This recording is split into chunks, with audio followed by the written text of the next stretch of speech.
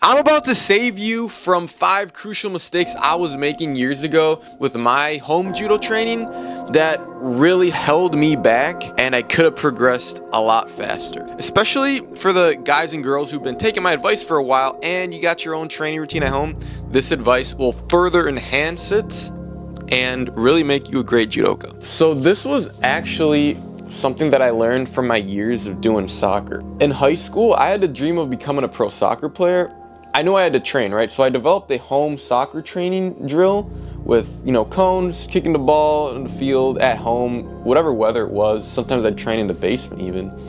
And even though I didn't make my goal of becoming a pro soccer player, it wasn't a waste because I learned how to create like home training drills, being like really like anal about nuances and like, okay, I should strengthen the hip flexor because it allows me to swing my leg, thus perform a harder kick. And stuff like that I applied to judo. I had more success with judo because judo is more of an individual sport. The mistake I did with soccer, and this is my whole point, the mistake I made was just training at home, just doing solo training. And then when I went out to play games, I sucked because I just knew how to like dribble the ball and shoot the ball really good, but I had no game IQ. I had no idea how to be a good team player, how to pass the ball, how to make good connections, because I lacked all the skills that you develop through playing a game. It's the same thing with judo. I did not make this mistake though because I learned from soccer.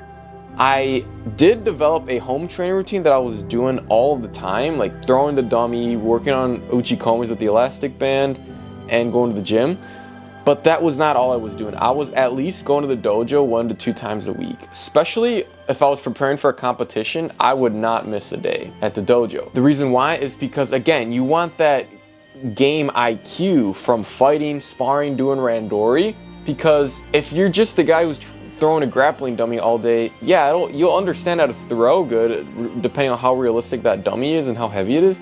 But it's just different from throwing a real human, because a real human moves around, sticks his butt out, avoids your throw, posts. So you have to learn from randori and sparring how to apply the techniques and the throws that you're working on at home on a real life scenario, because that's what you're training for anyways. And this is assuming you guys are training at home with a grappling dummy. If you are not already, shoot me a message on Instagram and I'll send you a link with all the dummies that I recommend on Amazon.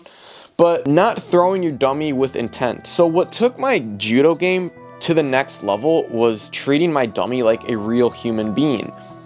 Throwing it really hard with all my might, rotating my head all the way around me, and slamming that thing on the ground. I'm telling you, the harder you throw your dummy, the faster you will learn your technique. It just somehow awakens little nuances, and you discovering those nuances from the rotation, the footwork, the hips, what it takes to really explode, your kazushi, all that good stuff. After I started doing this, I was working on Uchimata the first time I bought my dummy, and I did hundreds of throws, really hard too. And then naturally, from all that forward momentum, I would do a forward roll, like a makikomi. It's something that I always wanted to learn how to do when I first was watching judo. A lot of Olympic guys would do it, and I wondered why they would do that. But I realized it's sometimes when you overthrow and you throw so hard, it forces you to do a makikomi roll. And I would argue this is the exact reason why training with a grappling dummy is better than with a real person, is because A, you have access to it whenever it's on your time, and B, you don't have to worry about hurting. An uke is similar to the first point, but not practicing the throws you're working on with your dummy at the dojo. So again, I learned this from soccer, right? Lacking that real life IQ with the games. I noticed in the beginning I was developing kind of a bad habit with my uchimata. It's just something that could have been prevented, and this was during the period when I really wasn't going to the dojo and I was inconsistent with my attendance, and I was just doing dummy throws. Don't get me wrong, there's pros and cons to both. That's what I'm saying, you gotta combine the two, going to the dojo and training at home. But by going to the dojo while you're doing hundreds of grappling dummy throws throughout the week, kind of ensures that you're doing it right, it makes sure that, okay, you're not throwing the grappling dummy too much to the point where you just accustomed to throwing a dummy but not a real person. But by going to the dojo and you practice your nagekomis, you work on throws after practice with a partner, like 3 sets of 15 of throws that you're working on will kind of like confirm, okay, what I'm doing is right. Maybe my footwork was kind of wrong with the dummy. I gotta do it this way. It works more in person if I do it this way. So when I go home next week or later and I work on my dummies next week, I make sure to apply what I learned in person so I can just sharpen it even more and come back and crush it. Number 4 is not tracking your lifts, progressive overload in the gym. So if you're just winging it in the gym, and this is assuming you want to become like the ultimate athlete, I'm telling you, if you're not already working out, lifting weights, you're leaving a lot of freaking gains at the table. I started judo like 2 years into my fitness journey, and compared to the other guys that I started with at the same time, I would smash them through pause in randori because they were just weak. They didn't have muscle, and I had all that athleticism from soccer, thus like my muscular strength from working out, and that really gave me the advantage. It helped me like post more, like increase my defense, made me like heavy and hard to throw and to like move around. It was impossible for another white belt to throw me when I started. But what's really gonna help you get stronger is tracking your lifts. Once I got serious with this a couple of months, I literally just wrote it in my notepad, in my notes, iPhone. I made like a little table. Like, okay, for incline press, I wanna get stronger there. For my pull-ups, I wanna get stronger there. And then my squat, I wanna get stronger there. Just the 3 compound lifts. That's all you need for judo. Screw working arms and forearm. You could do like neck and forearms, but not on dedicated, maybe dedicated days. I don't know, it depends on what your schedule is. But what I would do is simply, like my incline, for example, I'm trying to strengthen that always. If I lifted 155 pounds for like 15 reps, I write that down. And then next week, the goal is to like increase the weight by at least 2.5 pounds. But last time I did 155, like back in February, and I didn't track it until like last week. So I did 155 for about 15 reps. But just last week, I hit 175 pounds on the same incline exercise for 12 reps. And that was an exponential increase in strength. And I feel stronger. I'm performing better.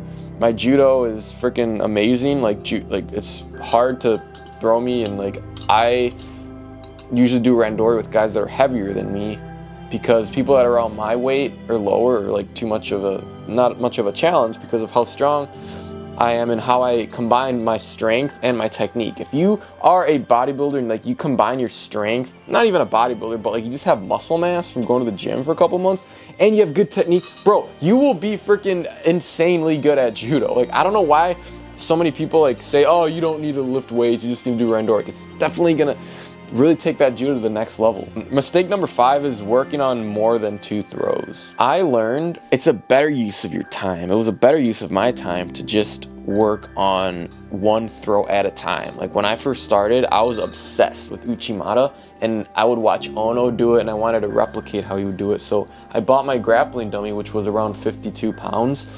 I filled it with old clothes and I would just throw that thing with Uchimata like hundreds of times until I just perfected it, because repetition is the father of learning. That's all I was doing though. Like imagine if I was working on Uchimata here, Haragoshi there, Taiotoshi that way, Tomonaga here every day. And like I would disperse my time and my energy into all of these throws and I wouldn't progress fast in the main throw that I wanted to anyways. Versus combining all those reps, all the time, all the energy into just 1 throw. Condensing all of it into 1 throw.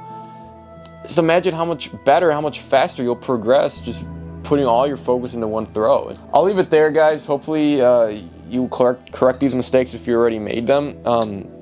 But if you are interested in a one-on-one coaching setting where I will mentor you and kind of handhold you through the home judo process, if you want to, step up your game, if you have some tournaments coming up and you really want to have an amazing judo routine, you like, my methods and you want me to just kind of like make it easier for you and make sure you perfect your throws, win more matches, and get stronger in the gym, which is going to help you throw people at a higher rate.